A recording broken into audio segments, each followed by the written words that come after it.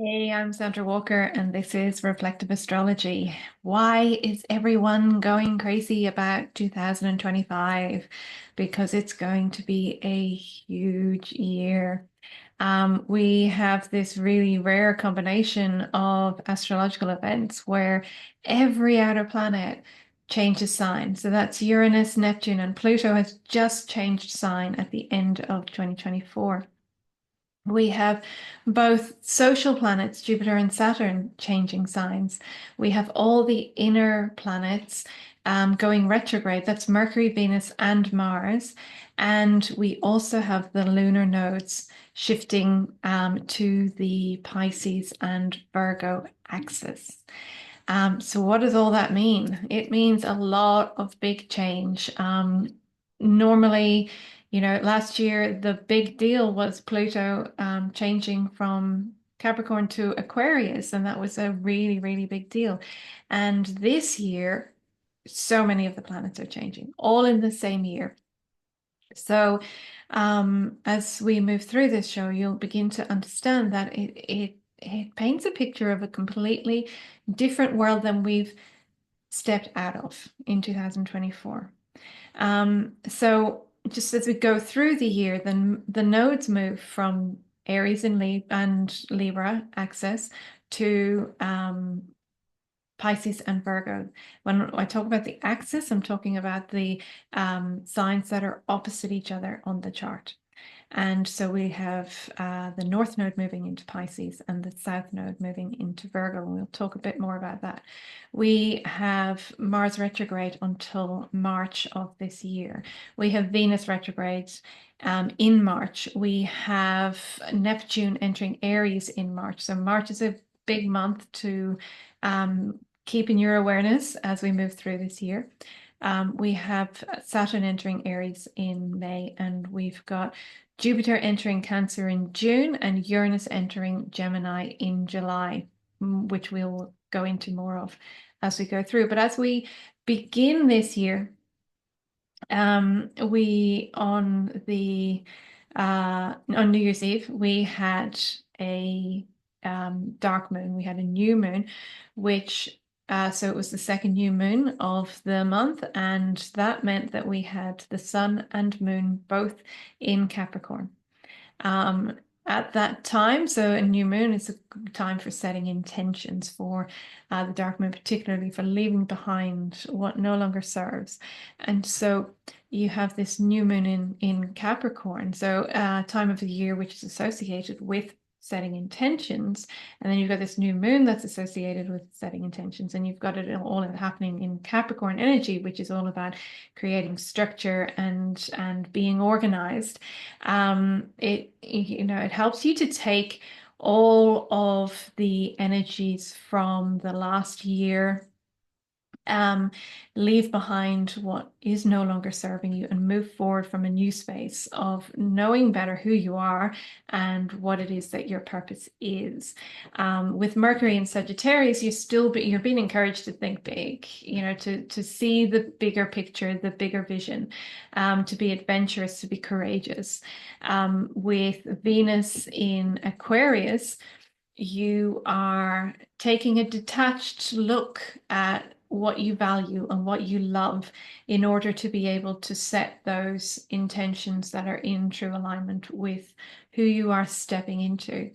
You have Mars still retrograde in Leo, which is in Leo, is retrograde in Leo until it enters Cancer on the 7th of January. So still a short window where it is retrograde in Leo. But it is retrograde in Leo, so it's asking you what actions you can take from your heart space. What it's asking you to allow your heart to lead the way. Pluto, as we said, is in Aquarius as we enter this new year, supporting this intention of how can I be of service to the evolution of humanity. We have the North Node is still in Aries when we step into this new year, and the South Node is in Libra. And so we are still working with that axis until the 11th of January. So we're still tuning into moving forward and who I truly am. And how does my interaction with the collective support that? Um, on the as we move into the year, we still have Neptune in Pisces, and so Neptune will shift into Aries as the year goes on, and it will shift back into Pisces before the year ends.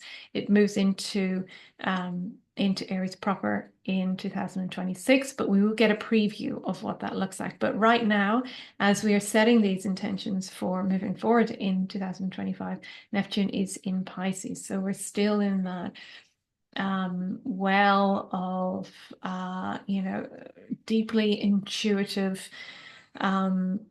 but potentially struggling to define what it is.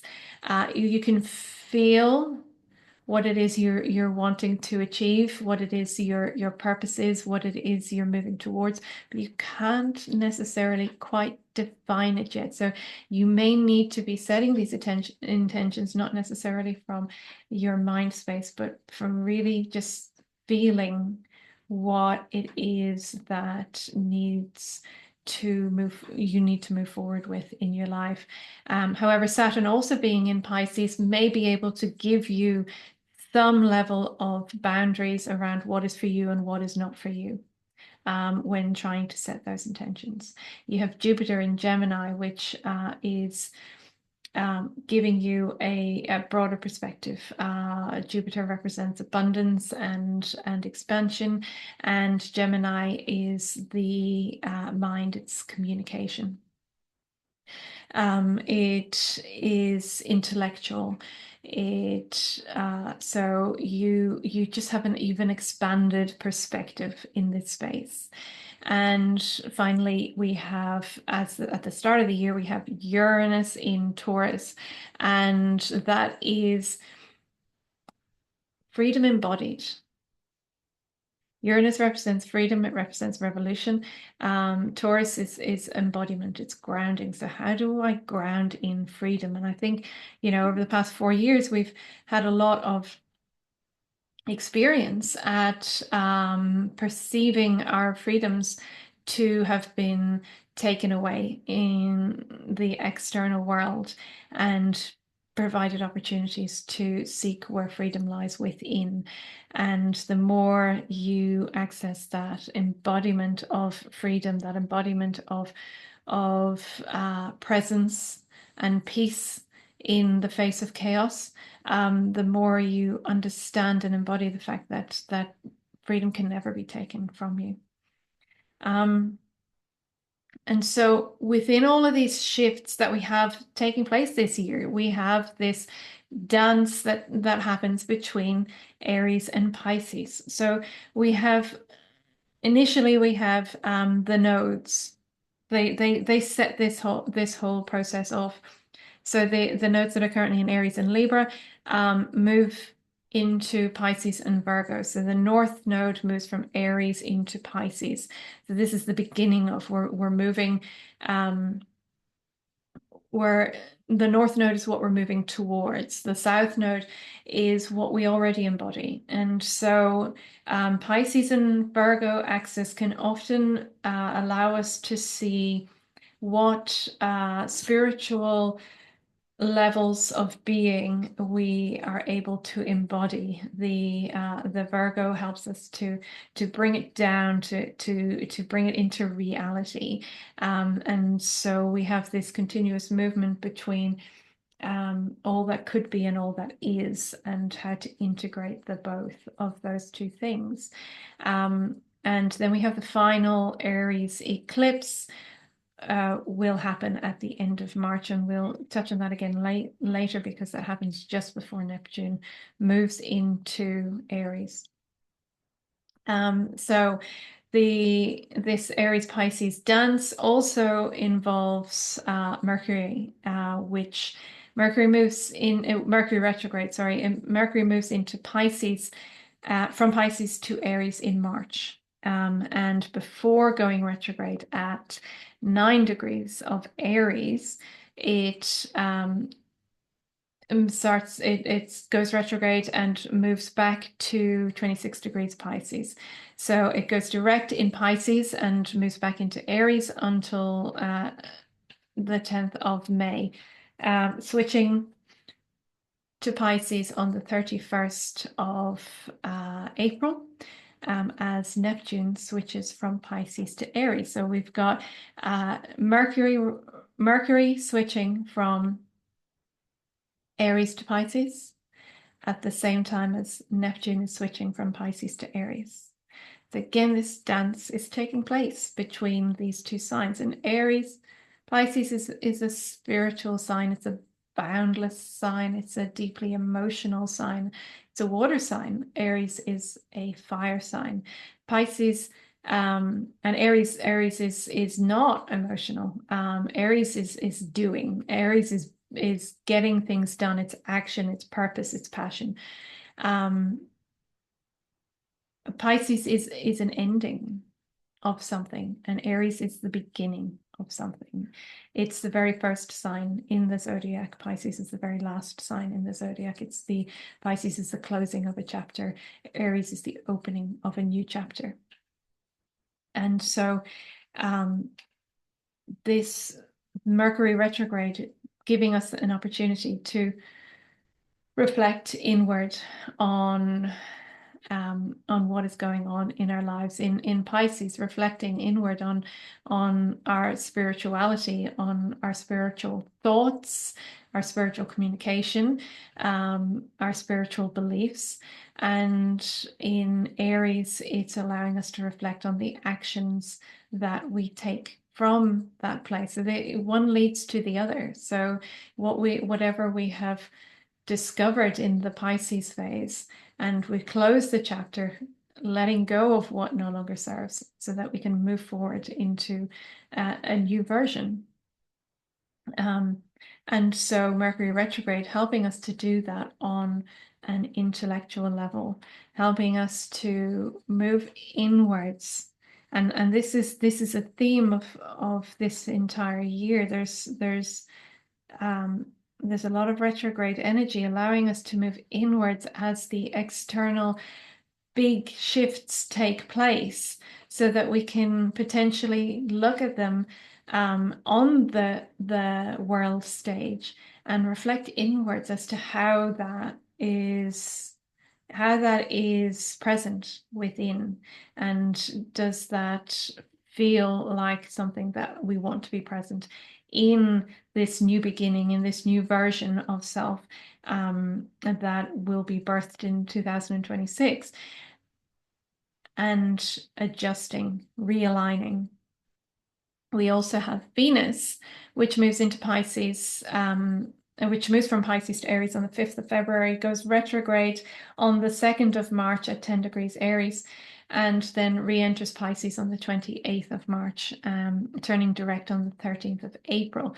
And so again, we've got the Pisces Aries dance happening there, and on a retrograde motion, so sending us inward to explore our values, to explore our spiritual values and our values with regards to taking action, and where our passion lies, and why our passion lies there, what values and are underpinning that, what sense of love, what is love, how do we experience love, how do we express love, how our femininity, how do we experience and express our femininity, whether you're male or female, in the society that we have been in, that we are currently still experiencing. Femininity is a vastly undervalued magical resource that we have available to us at all times. And so with these big changes that are taking place, which, to a large extent will be the dissolution of all that remains and no longer feels in alignment with regards to the Pluto in Capricorn transit that has taken place over the last 18 years. we're now in Pluto in Aquarius um, period where those things are no longer supported and sustained. And with Capricorn representing the patriarch, the falling away of those energies allows the time and space for the rising of the feminine energies that have been subdued for a very long time. And so this brings us inwards to explore our inner relationship with our feminine, and you know, feminine, the feminine in Pisces will bring us, has the potential to bring us to back through our lineage, back to the deeper knowing within of what our of the femininity that resides within, and to reconnect and take action from that place when Venus goes direct again. And that retrograde happens over the period of time that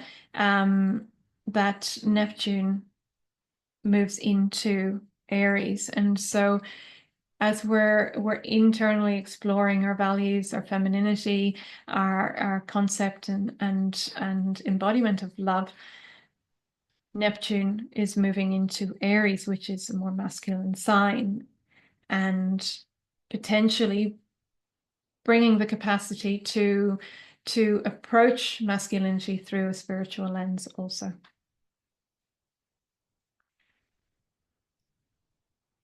So what I'd like to touch on first is the nodes, because that's the first shift to take place in which happens on the 11th of January. So we've had the nodes in Aries and Libra for the last 18 months. And that has, excuse me, allowed us to use our Libra, which offers us the energies of diplomacy, a more balanced view, discernment, ability to see from more than one perspective, and to move towards our Aries energy, which is a truer sense of self, your passion, and how you take action. And so this has been with us for the last 18 months. And so you might notice, I mean, we all know, you know, 2020 was a big year, and you know, every year that has followed since then has had its own challenges, but also its own growth, huge amounts of growth.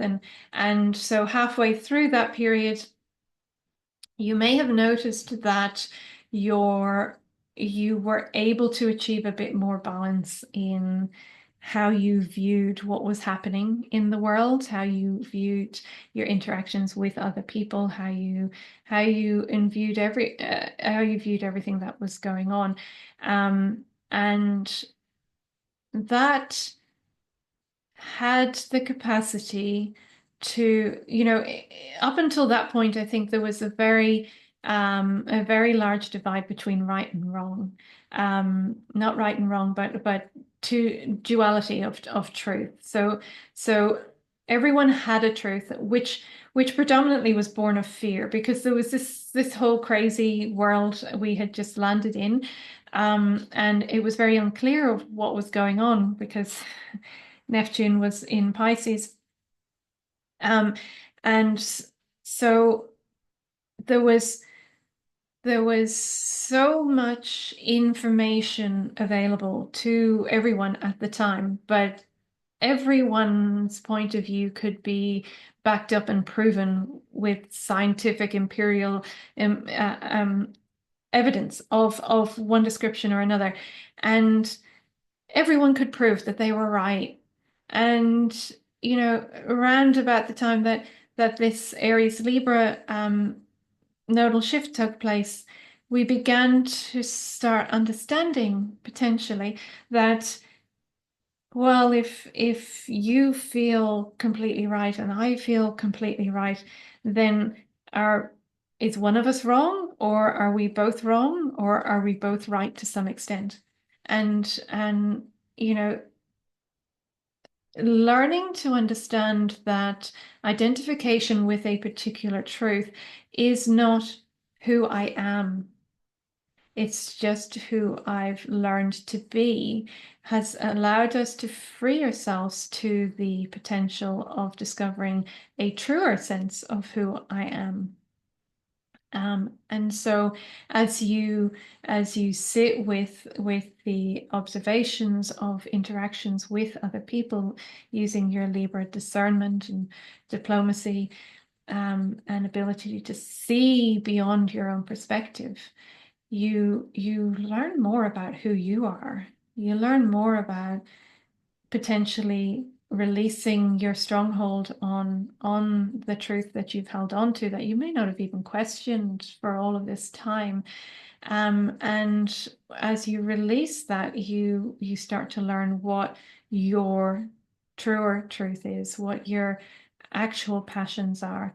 Um, and and you learn why you want to take action in a world in the world. And so this has been preparing us then for this shift from Aries in Libra to Pisces in Virgo. So in this scenario, you get to use your Virgo, which is very organized, which is taking the required steps forward, which is planning for success, which is being of service. And you get to move towards your Pisces, which is your a bigger vision, your intuitive self, your dreams. And so if you get organized, you've just discovered, you've just come from, like, the whole world exploded and everything you thought that was true and real and stable and substantial no longer was. And so were given the opportunity to really dive into letting go of all of the things that you have been conditioned to believe about yourself, and to allow that to help you define a truer sense of self. And now you get to, from that truer sense of self, from what is actually important to me, what are the whispers, the quiet whispers that have been with me all along, that I've ignored because they seemed impractical and illogical. Um, what are they? And how can I bring them into the world by being more organized, by taking one step at a time, by planning for success? Because maybe before I never even thought that it was possible for that dream, for those visions to be successful in this world, because my blinkers were on, because I believed truths that were not truths.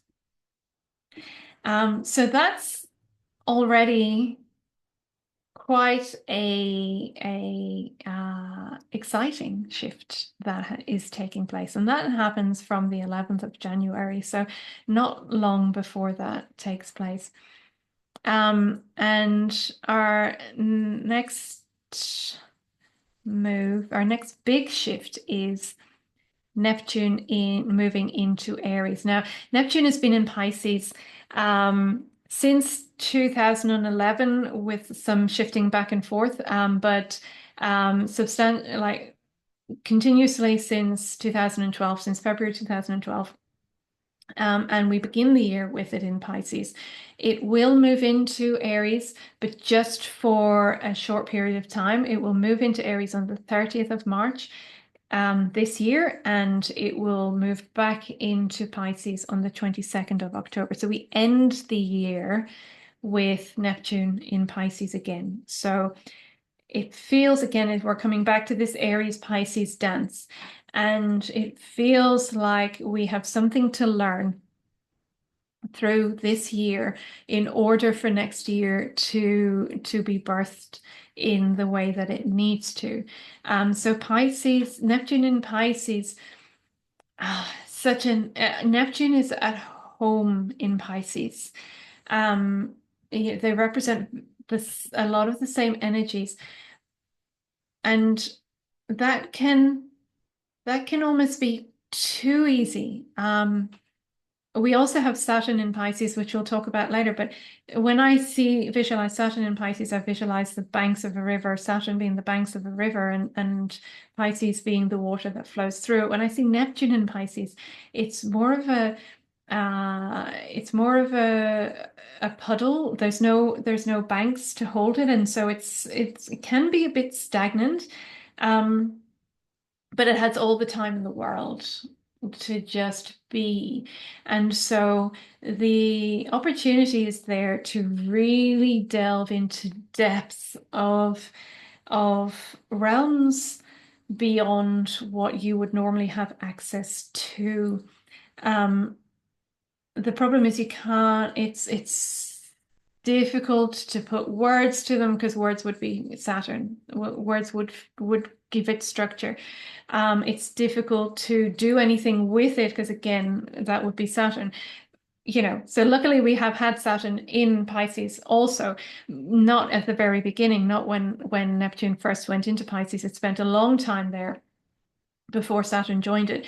And so, there has been this like you have the opportunity to live in worlds beyond the world. It's to explore a level of consciousness that has never been available to you before. It can represent blurred lines, not really knowing where you end and another begins, where but it's also boundless. It's infinite. It's a dream within a dream within a dream.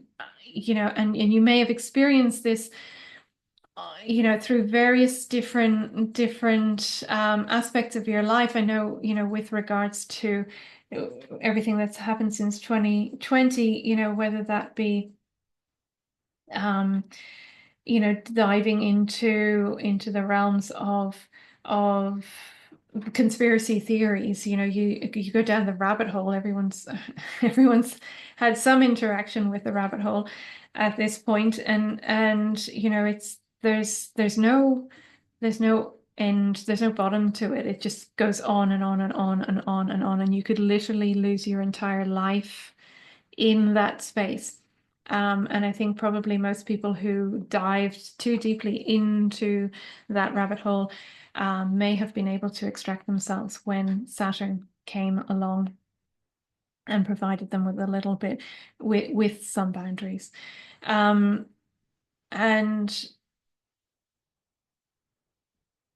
access to expanded consciousness, a loss, you could get lost in illusion. So whether that illusion be conspiracy theories or whether that illusion be this concept of real world, of what we are being told by mainstream media, what we are being told by governments, what we are being told by institutions of power.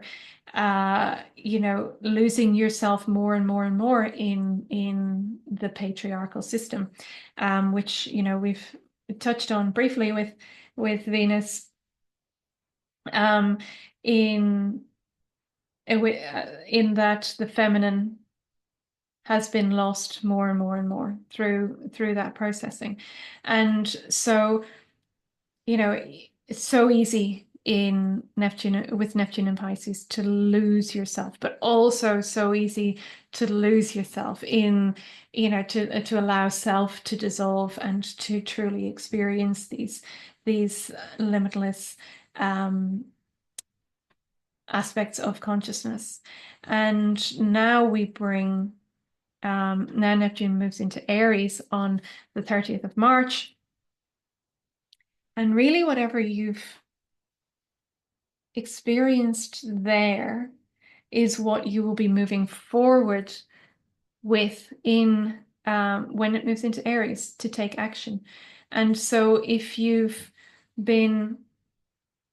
experience has been positive, if you've been visiting those realms of higher consciousness, but what is the use of embodying, what is the use of knowing all of this? What is the use of experiencing all of this if I can't do anything with it? Because there's a certain level of inertia that comes with Neptune in Pisces. Then Aries is your opportunity to create form from the formless.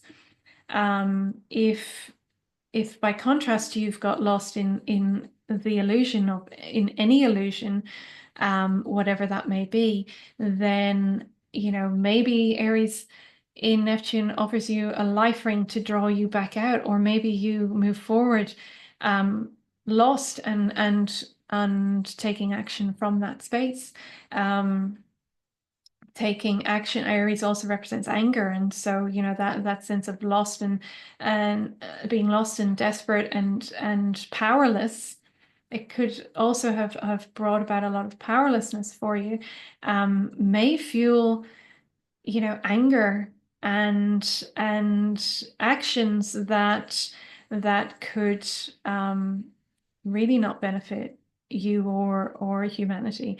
But maybe this is why Aries moves back into Pisces. There's certain levels of action that need to be taken in order to break the spell, in order for you to come back in and really feel into and understand what the consequences of those actions.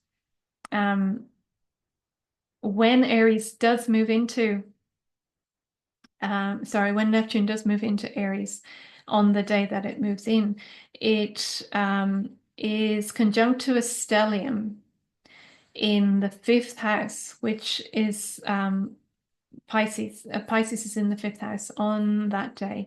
And this stellium contains Mercury, the mind, so the spiritual perspective, Saturn, boundaries, form of spiritual, bringing spirituality into form, North Node, moving forward, in a spiritual way, and Venus, values grounded in spirituality or spiritual values. And this is supporting Neptune's move into Aries. So it's almost like, you could move forward in that negative, angry, violent way, or you can remember what you're trying to achieve in this space. You can be a spiritual warrior. This conjunction so Neptune is also has a wider conjunction to the Sun in Aries, and the Sun in Aries is exalted. So this is a really positive place for the Sun to be, and it's connected to the energies of that fifth house stellium. So we've got and even before this stellium and this ingress happens, the Sun 10 days before Neptune moves into Aries, the Sun Cazimis Neptune in Pisces, and so when the Sun Cazimis, it passes through that planet and it reinvigorates. It gives it a whole new sense of self, revitalizes the planets. It's revitalizing Neptune in Pisces. So Neptune is clean and clear and full of vitality when it moves into Aries. And it's supported by the memories of being in Pisces, the values, the purpose, the structure, and the thoughts and communication supported by those other planets that are still in Pisces. So this really has the capacity to propel us forward with a higher level of consciousness. And in Aries, so that it has the potential to allow us to bring a higher level of consciousness to leadership, to masculinity, to passion, action, and to the self. When it moves in to Saturn, when it moves into Aries, it forms a minor triangle with Uranus in Taurus and Pluto in Aquarius. And so, Uranus has been in Taurus since 2018, and Uranus represents freedom, and Taurus is about embodiment. And so we have learned in that time how to embody freedom. When the world around us looked like it was taking away so many of our freedoms, and was in total chaos, again, Uranus, we had to find those reserves internally. We had to seek out where freedom lay within our own being. We had to embody peace. We had to embody a sense of self, and we had to become the calm in the storm of this external chaos that was taking place. And so now it meets, in a supportive aspect, it meets Neptune in Aries, which may bring through the energy of the rising spiritual warrior, because it's so fully supported by all those beautiful planets in Pisces. And it's also in this beautiful aspect to Pluto in Aquarius. And so this has the really powerful potential of coming from a foundation of embodied freedom, serving as a spiritual warrior. And with Pluto in Aquarius, it's like, well, how do I take that sense of who I am, that knowing of who I am, which we've achieved through the nodal axis, how do I take that and be of service to this evolution of humanity? How do I bring that out into the world? So again, this is my insight into the potential for how these placements can play out. And I advise that you listen to several different people who've got their own versions of what this can mean, because I like to tune into the higher frequencies of what can be the result of these transits. Not everyone will, and not everyone will experience the highest frequencies. This is what you could potentially experience.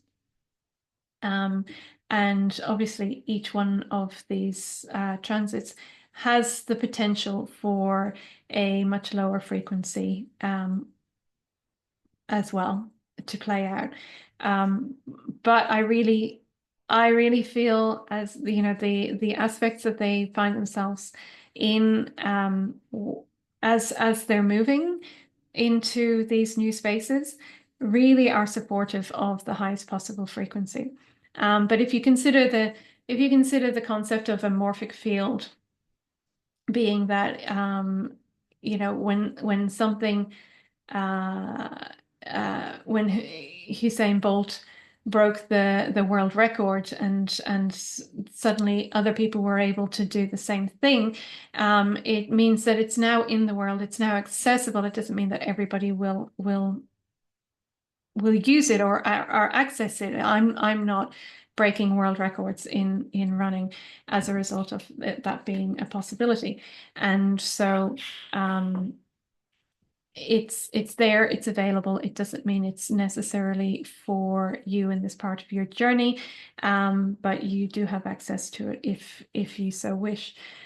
So then we had Saturn moving from Pisces into Aries on the 25th of May. Like I said before, Saturn is like the banks of the river. It provides the stabilizing environment for your dreams, your imagination, your bigger visions to flow, and it provides the structure for that to happen. It says it says that you can dream forever, Neptune in Pisces, but this is what you need to manifest your dreams into reality. There's nothing wrong with just having dreams, Neptune in Pisces, but if you really want to manifest them into reality, then you access your Saturn. Um, and now it moves into Aries. It's given us that insight into how we create structure in order to allow our dreams to flow into the world. And then it moves into Aries, where it creates a minor triangle, again, positive aspect with Pluto in Aquarius and Mercury conjunct Uranus in Taurus. So that provides stable forward momentum, boundaries between your passion and that of others. So we've already established that this is mine, this is my passion, this is my truth, and it's no longer immersed in that of the collective. It's no longer um, born of the conditioned self, and so you're able to create stability in that space. You are able to move forward knowing your boundaries, knowing your passions, and not get lost in that of others. Um, and you're able to ground it into your body and mind, your Mercury and Uranus in Taurus. You're able to ground that in to all aspects of your being. And so your true essence, who you are as an individual, is now able to serve the collective. So it's no longer about losing yourself. It's no longer about fitting in. It's about being who you are in service to the group, as opposed to trying to fit into the group and therefore diminishing who you really are. Um, and then in June, we have Jupiter moving into Cancer. Jupiter in Cancer is exalted, so it's a really, really positive aspect.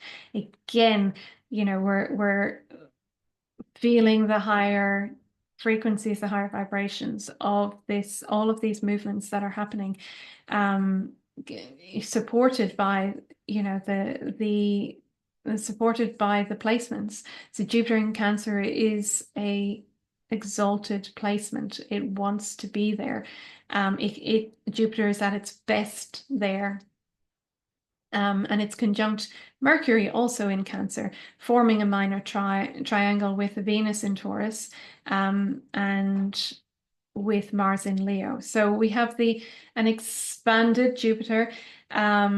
We've expanded our mental capacity to nurture ourselves. So the mental capacity takes into account Mercury.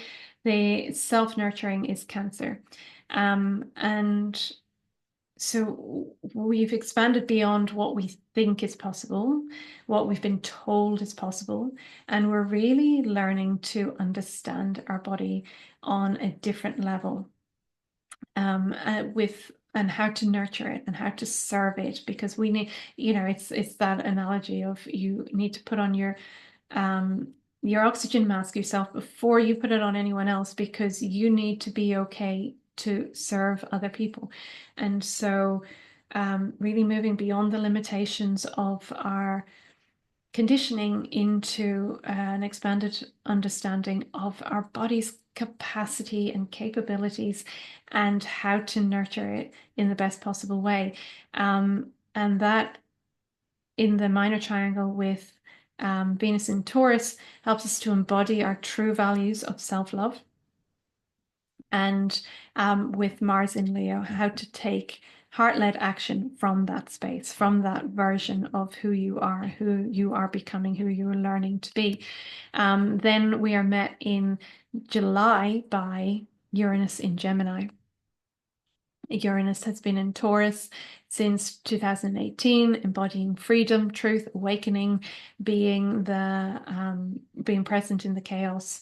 And it's moving into Gemini, which has the capacity to open up freedom of communication, innovative thinking, electrified communication, aliveness in communication.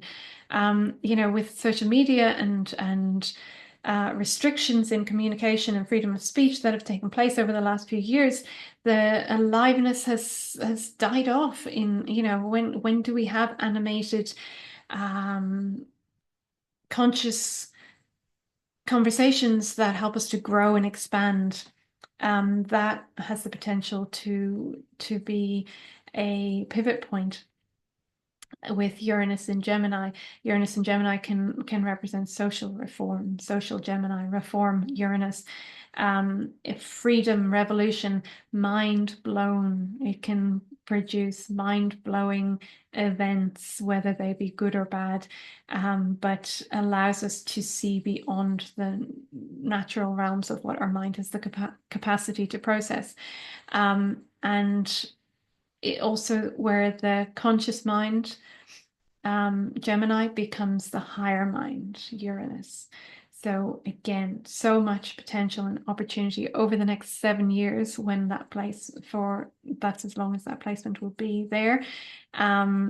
We have that capacity to really expand our consciousness.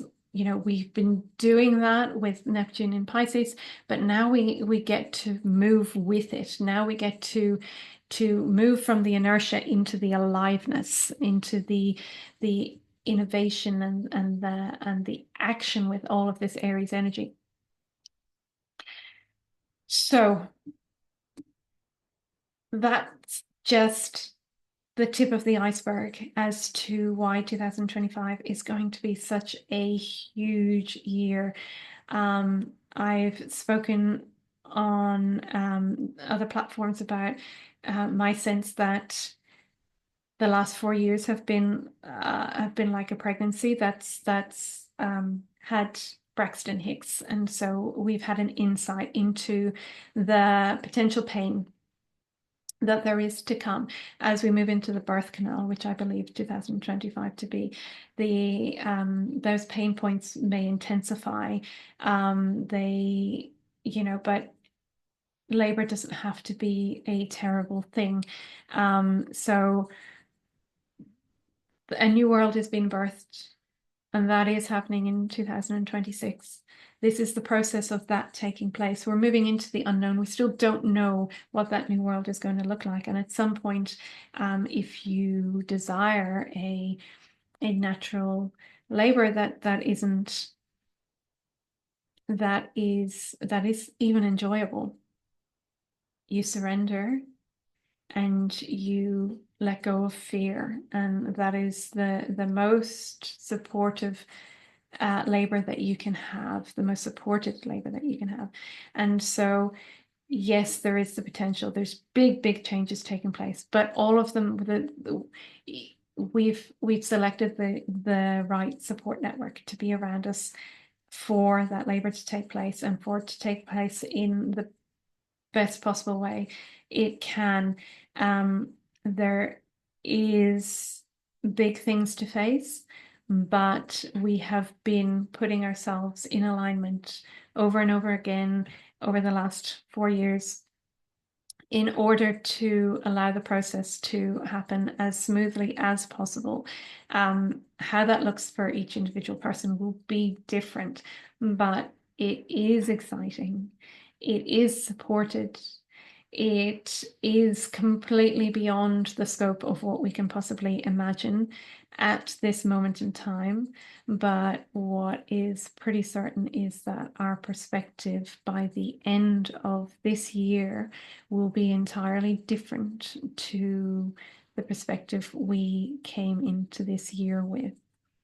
So I will leave you there with that to ponder. I advise that you have a look at where Pisces and Aries fall in your natal chart, because that will give you an insight into what areas of your life will be hit by those changes. Gemini is also quite an important one, as we have the Uranus-Jupiter changes taking place in Gemini. So take a look at where that falls to give you an insight there. If you have any questions about where those houses, then ask down below. If you like this video, hit like. If you want to hear more, hit subscribe. And if you've got any questions about any of the things that we've talked about today, just let me know and I will endeavor to answer them as best I can. Alrighty, good luck. It's going to be a good one. It's going to be intense and it will deliver us to something we have been waiting for a very long time.